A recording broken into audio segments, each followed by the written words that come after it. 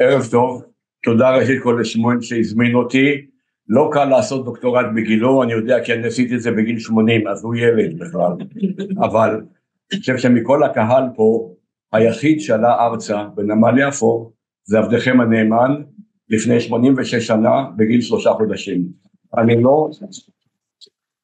המחיאות כפיים צריכות להיות לאמא שלי שהביאה אותי, וסיפרה שזרקו אותי מהאונייה, ימאי ערבי אמר תני את התינוק, זרק אותי לימאי אחר שישב בשירה, היא כמעט מתה, אבל הגענו.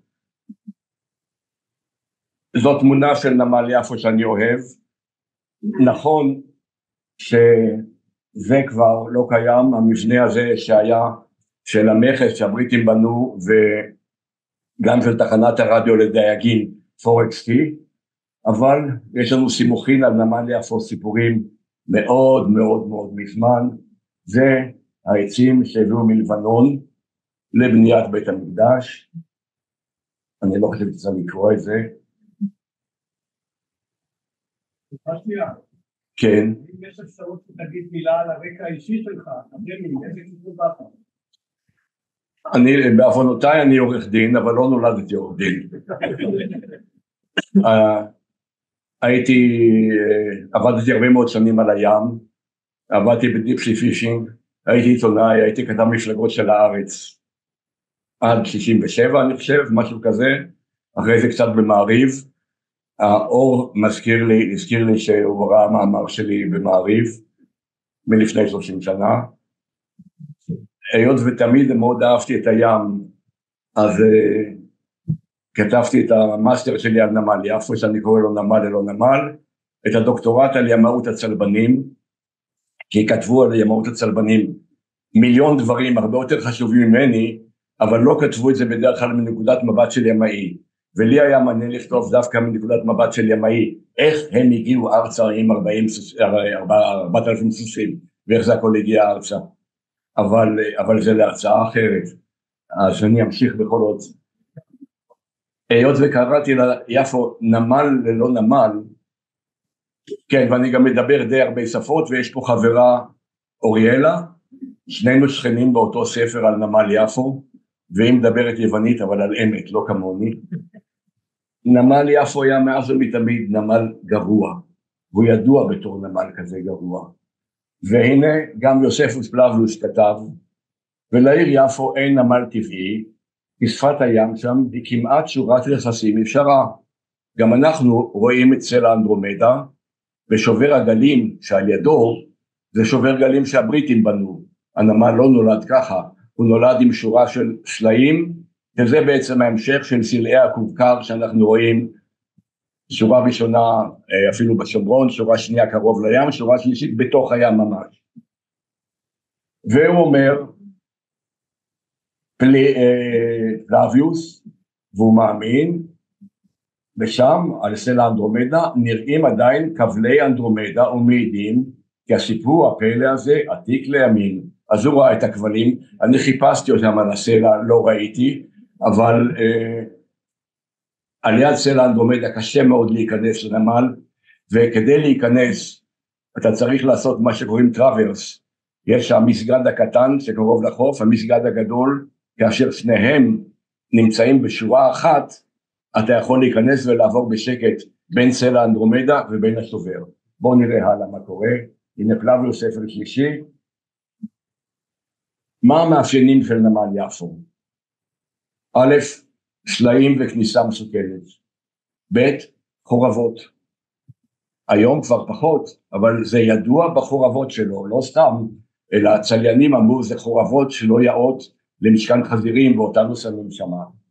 ג', מגדל שמירה על הגבעה בנמל העתיק. הלאה, עולי רגל. בכל תמונה ובכל עדות איקונוגרפית על נמל יפו יש עולי רגל. וזה אחד משני הנמלים של ארץ הקודש, והאחר הוא עכו, אבל יפו זה הנמל של ירושלים. כעת אני בחרתי לדבר על התקופה העות'מאנית, היא מתחילה ב-1520 בתור הזהב של האימפריה, ומסתיימת בכיבוש הבריטי ב-1917. העדות של המאפיינים של הנמל נמצאים כבר בתסריטים ובציורים שקדמו לתקופה העות'מאנית. אפרופו איקונוגרפיה, יש הרבה מאוד ציורים של ימי הביניים שרואים נגיד סירה קטנה אבל בן אדם מאוד גדול, אם הוא מלך אז הוא גדול והסירה קטנה. אז מישהו שאל אותי היום, תגיד בספר שלך יש סירה קטנה ובן אדם גדול, באמת האנשים היו הרבה יותר גדולים מהסירות? אז לא, זה לא היה ככה. ואנחנו רואים ציור מהמאה ה-15 של בריידלבך, ויש כבר את הדברים הטיפוסיים. נו, למה זה לא עובד? לא אידיוט, זה לא, האדום הזה לא רואים אותו על ה... מה? טוב, אנחנו רואים למעלה את המגדל, אנחנו רואים למטה, אני אתקרר אפילו, את עולי הרגל, אנחנו רואים את החורבות, ורואים נמל, ולא נראה סלעים, אבל תכף נראה אותם, בתור מאפיין. הנה סליחה, למעלה המגדל, פה החורבות, פה עולי הרגל, וזה הריג שהפנה את תשומת ליבי, מי שהיה מנחה שלי, פרופסור חיים גורן. זה אומנות כזאת סימולטנית, כי רואים, זה יש בו לייזר, איפה לוחצים שזה יהיה? זה כבר דולק, באדום. איפה, למה לא רואים אותו את האדום? מה היינו? יש? לא, לא רואה. כן, לא. איפה? תודה. לא, זה לא... הנה, סוף. רואים פה גם כן את ירושלים למעלה, זה אומנות סימולטנית, ולמטה את הסלעים, והסלעים האלה זה סימן היכר מאוד מאוד חשוב של הנמל הגרוע הזה, הסלעים השוברים, פה עולי הרגל, פה ירושלים למעלה, ובתחרית הזה, לא חביבי, חברה, מה קורה? הלו, אור, עזרה ראשונה, מה קורה? בסדר. אז למה זה עושה דברים כאלה? תנסה, משהו קודם? נראה, בסדר, רגע אחד. פה יהיה הקליקר, ופה יהיה זה. אנחנו רואים פה את המגדל, אנחנו רואים פה דבר מעניין, כי זה בעצם מצד אחד תחרית, ומצד שני זה מפה, אבל הצפון הוא לא למעלה כמו במפות רגילות, למעלה אנחנו רואים צלב, כי זה מפנה לכיוון עיר הקודש ירושלים, הצפון פה הוא שמאלה. הנה אנחנו רואים את המגדל, עוד תחרית, גם כן דברים דומים מאוד, אנחנו רואים פה את עולי הרגל, אנחנו רואים פה את החורבות, ואנחנו רואים למעלה את הטירה, את המבצר,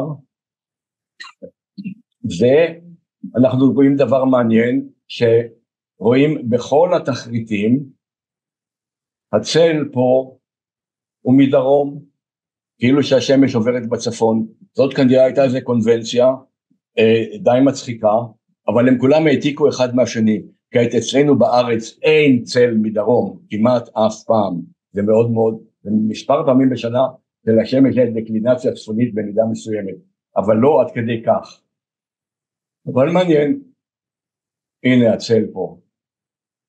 כעת, החבר'ה האלה הלוו להעתיק אחד מהשני, הם כולם דומים, למרות שיש ביניהם הבדל של 100-200 שנה, אבל בכל המקומות האלה אנחנו רואים את הדבר הטיפוסי הזה, את המשברים האלה, את השובר גלים ואת הסלעים ואת הסכנה. כעת זה מעניין, כי זה כבר בתקופה העות'מאנית, איפה זה הדבר הזה פה?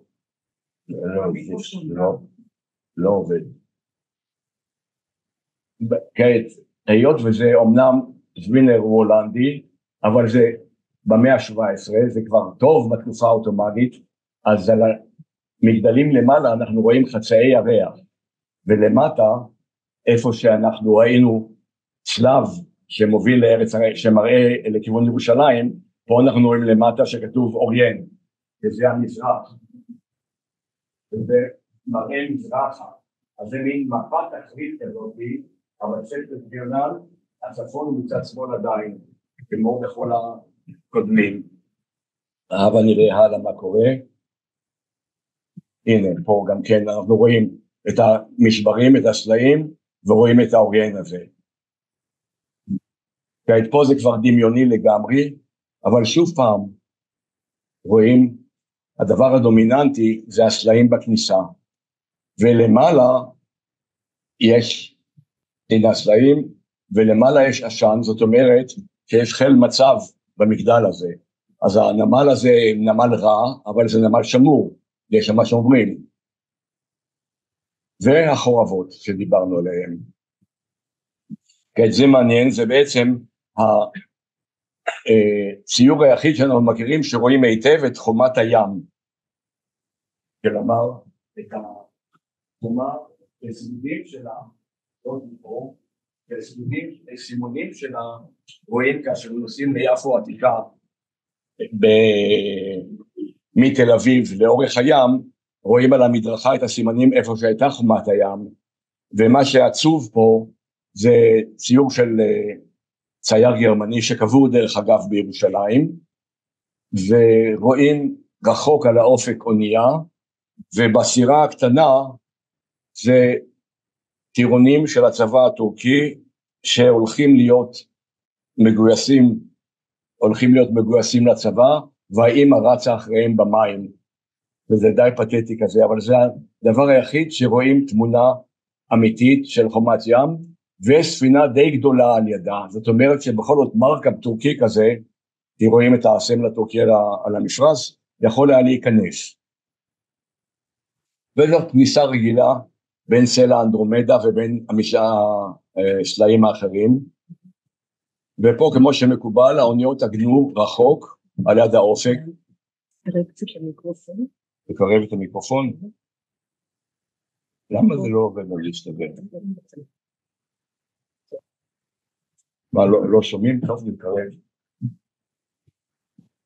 האוניות, סוף סוף האדום הזה הופיע. האוניות עגנו באופק, וכל האקספורט והאימפורט והנוסעים, כמו שהורידו אותי, היו באים בסירות מהאוניות שבחוץ אל תוך הנמל. הנה לדוגמה, כי זה מעניין, זה עמוד על פלסטינה מהאטלס של ז'קוטן.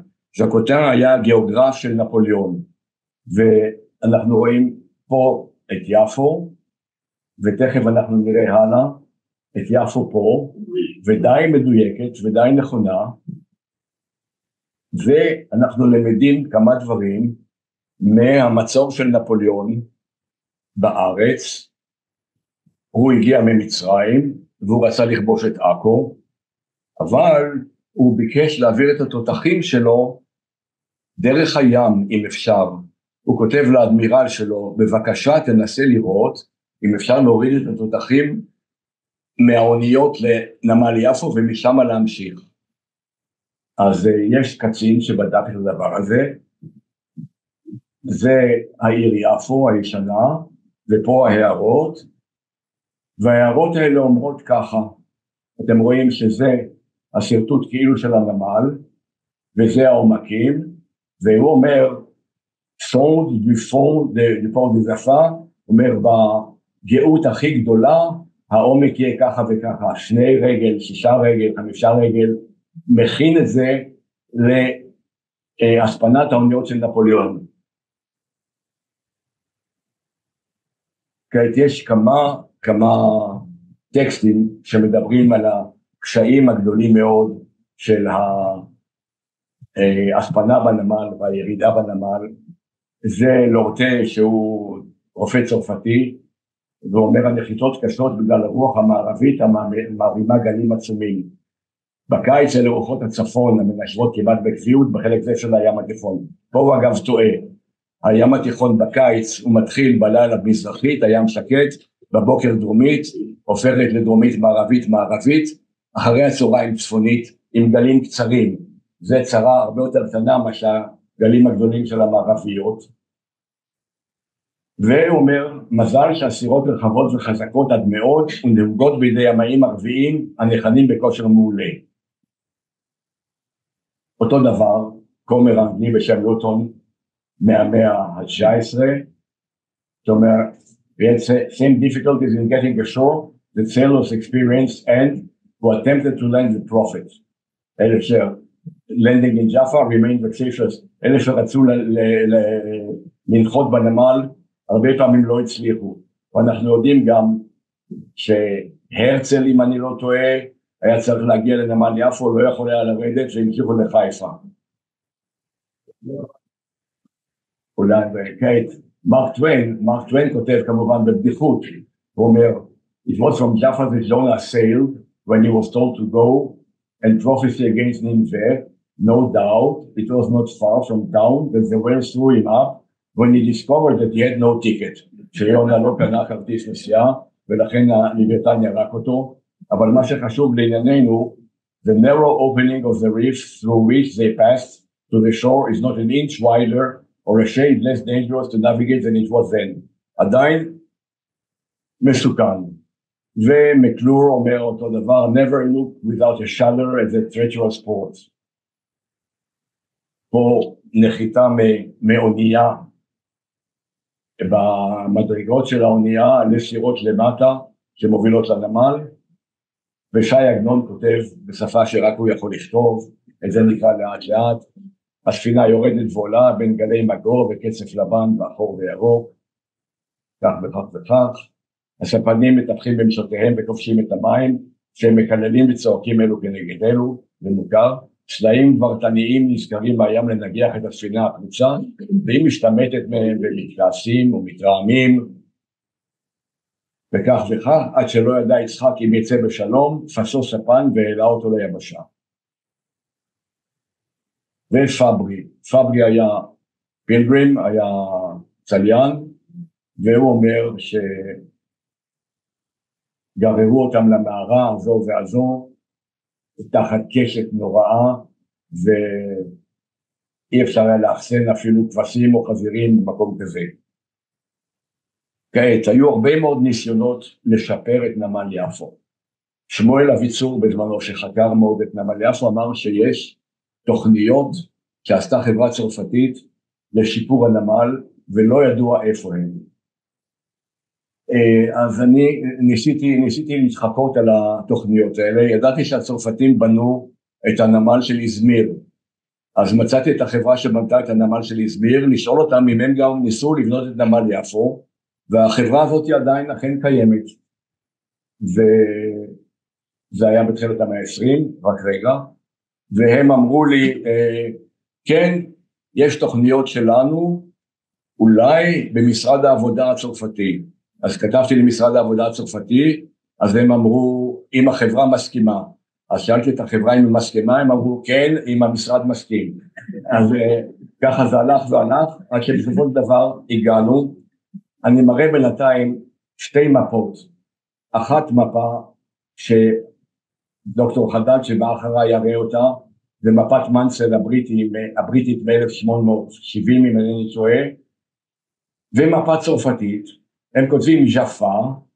במקום יפה, וזה העתק מדויק וגניבה מוחלטת מהמפה הבריטית, אבל מה שמעניין, וזה גיליתי במכון הזה של העבודות, משרד העבודות בצרפת, יש סימונים בעיפרון, איפה רוצים לבנות נמל ראוי, אם אתם רואים את זה פה. כעת, מה שמעניין, זה שהמיקום של יפו לפי המפה האנגלית, זה 32 מעלות רוחב, 34 מעלות אורך, ובמפה הצרפתית, 32 ב3 דקות מעלות רוחב, ו32 מעלות אורך. למה הבדל של 2 מעלות? כי הצרפתים עד 1911 חשבו שמרידן 0 זה בפריז ולא בגריניץ'. אין מרידן, איפה שקבעו שיהיה. נכון, אבל הם קבעו שזה יהיה בפריז ולא בגריניץ'. כן, עם הזמן אבל, ומכאן ההבדל בנון צדיק בשתי המפות, אבל עם הזמן הצרפתים התרצו, במפות של עכשיו, זה כבר שמה. והנה, פרויקט של נמל יפו שמציע אותו אדריכל שבנה את הנמל של מרסיי, ואנחנו רואים פה את יפו העתיקה עם החומות מסביב והנמל הזה, ושם כתוב למעלה הפרויקט בוורוד זה של השובר גלים, והפרויקט בכתום זה הערכה בשביל למנוע את האנסבלמה, שיכנס חול לתוך הנמל. אבל מה שמעניין שהאיש שבנה את זה, תכנן את זה, ידע טוב מאוד מה הוא עושה, כי רוב הצרות שקורות לאוניות זה בכניסה לנמל, כאשר הוא בא עם רוח דרומית מערבית, או עם רוח מערבית, או עם רוח צפונית, פה הוא צריך לעשות את הסיבוב הימאי, הוא צריך להפוך את המפרש מצד לצד. כעת, אם זה מדי קרוב, והוא מפקשש, אז הוא נשאר בחוץ. פה זה נותן לו אפשרות להתגונן קצת יותר, ולעשות את הסיבוב יותר בנוחיות. כעת, הנמל הזה פתוח לצפון, כמו כל הנמלים בחוף ארץ ישראל, מלבד נמל תל אביב, שפתוח מערבה, והאגדה אומרת שזה ככה כי הוא תוכנן על ידי מחלקת הביוב של העירייה, בשנות ה-30. כעת, אז זה נורא נורא מעניין ומאוד יפה, עוד פעם האדום הזה, נו, הנה, אנחנו רואים ממש מחשבה ימית יוצאת מהכלל עם ארוחות מסביב, שושנת ארוחות, והכל פרוז'ה דה פורט דה ז'פה. ופה אנחנו רואים, למעלה כתוב לבנייה מיידית, ולמטה לבנייה מאוחר יותר, כאשר על השובר גלים כבר יש לו תוספת של מזח כזה. כעת אתם רואים למעלה את המדבקות האלה, זה כי זה היה ברובה זה עיר בצפון צרפת על יד בלגיה, ושם משום מה מיניסטריון הטרוואי העבודה הצרפתי, ולשם קשה מאוד להיכנס לתוך החדר הזה, הוא סגור, והם מביאים ארגזים וארגזים מלאי אבק. בסופו של דבר מצאתי את זה, ושאלתי, יש לכם מצלמה מאוד גדולה שאפשר לצלם את זה? הגודל האמיתי של זה זה בערך 2 מטר על 1.5 מטר, הם אמרו שהמנהל מרשה. אמרתי, ומה עכשיו? אומר, היום הוא לא מרשה. אז הדבקתי את זה עם פלסטיקים כאלה למעלה על הקיר, וצילמתי במצלמת יד, וזה יצא לא יותר מדי רע. כעת, אלה שתכננו את הנמל הזה, העלו כל מיני שאלות ובעיות, חלק השלטון הטורקי העלה, אמר איפה תרוויחו ומה תעשו, ואיך הנמל יסתן עם חול וכל מיני דברים, ופה כתוב, אקזמה du projet du port, פרוזה du port de Jaffa, ב-1870 ומשהו, ועונים בכתב יד יפה ועגול על כל הדברים האלה. הנה פה לדוגמה, פרוזה, אני הגדלתי את הקטע הזה, dressé par monsieur l'ingénieur Guérard à la date du 12 mai 1879. מעניין. כעת, כדי לבדוק את הכדאיות של בניית נמל חדש, הם ביצעו סטטיסטיקה, והסטטיסטיקה מבוססת על נתונים שנתן להם מנהל הנמל המקומי הערבי, וזה סטטיסטיקה שביצעו לא רק לטובת הנמל, אלא גם לשמן דפר דלפה ירושלים, לדעת כמה כדאי לעשות רכבת מנמל יפו לירושלים. הנה, אתם רואים את זה בגדול, établissement et chemin de fer de Jaffa à Jérusalem et établissement du port de Jaffa, סטטיסטיק. ורואים כאשר אנחנו רואים את הסטטיסטיקה, אנחנו רואים את מספרי האוניות, כמה פרקו אוניות וכמה באו אוניות ומתי באו אוניות ומאיכן באו האוניות, וזה הכל כתוב בכתיבת תמה מאוד יפה. לדוגמה, בלויד הזה 53, בלויד הרוסי 52 אוניות בשנה הזאת, בקומפני איג'יפסיין 12, אחרים 3, בסך הכל המסמל 171 פקבו, זאת אומרת 171 אוניות, זה אוניות קיטור כבר פקבו, ופה גם כן כל מיני נתונים סטטיסטיים. פה זה מעניין, לדוגמה סטטיסטיקה של הנוסעים שהגיעו לנמל, ואנחנו רואים אנגלים ככה וככה, צרפתים ככה וככה, ישראלית, 9,000, ארמנים, אני לא זוכר מה, אחרים 500, בסך הכל בשנה הזאת 89,000 איש. פה זה סטטיסטיקה של היבוא לנמל יפו ב-1872, פה זה יבוא באוניות קיטור, ופה זה יבוא באוניות מפרש, וזה את הכל הם עושים בשביל לדעת אם העסק הזה כדאי בכלל, וזה יצוא, עוד הפעם, יצוא באוניות קיטור, יצוא באוניות מפרש, ב-1872, ושמע דפר לזרוזלם, זה הפירמן שהפירמה הצרפתית קיבלה מהשלטונות הטורקיים בשביל לבנות את הנמל ואת הרכבת לירושלים, והנה למטה כתוב סו דו דרוגמן דו דיוון אימפריאל, חותם הדרוגמן השליט או לא יודע מה של הדיוון, הארמון האימפריאלי, חתום מוניר. כעת בתחילת המאה ה-20, אחרי שהנמל ההוא לא נבנה, ניסו לעשות דבר אחר, עוד הפעם, נמל כזה שהביא בחשבון את יפו עתיקה, פה זה פחות ברור וזה פחות יפה, ונוסף לדברים הכלכליים, הם בדקו את תנאי הים. אנחנו רואים סטטיסטיקה מ-1000,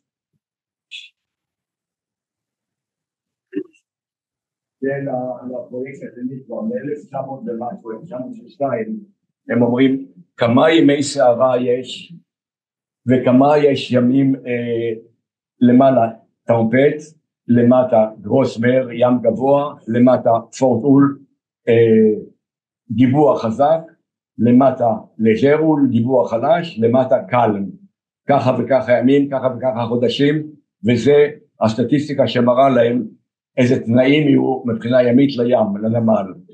ומחקר כלכלי, אלה שיבנו מה הם יוכלו לגבות, אם הם מורידים 10 תרנגולות בלול הם יוכלו לגבות ככה וככה גרוש, אם הם מורידים פרה הם יוכלו לגבות ככה וככה גרוש. זה בדיוק, זה החוזה שהם הכינו עם השלטונות הטורקיים, זה לפרויקט השני וזה כבר במכונת כתיבה. אבל הנה לדוגמה פה, איך הם אומרים פה, שברו מילה דרס אבש, זאת אומרת, שברו פרידות, עיזים, פרים ופרות, על לפחות 10 פיאסטרים פרטט, הם יוכלו לגבות, שווה לעשות ביזנס טוב, ואת זה ההמשך. בסופו של דבר, כן, גומר, בסופו של דבר, הנה אמרו לי לגמור גומר, בסופו של דבר, פרצה מלחמת העולם הראשונה, הפרויקט הזה לא צלח, והצרפתים כותבים לראש ממשלת צרפת, זה טיוטה, אנחנו מבקשים מאוד שתתערב בעניין הזה, לסייע לנו להציל את ההשקעה שלנו. הם ניסו, ושום דבר מזה לא יצא, והנמל חזר להיות כמו שהוא היה. תודה רבה.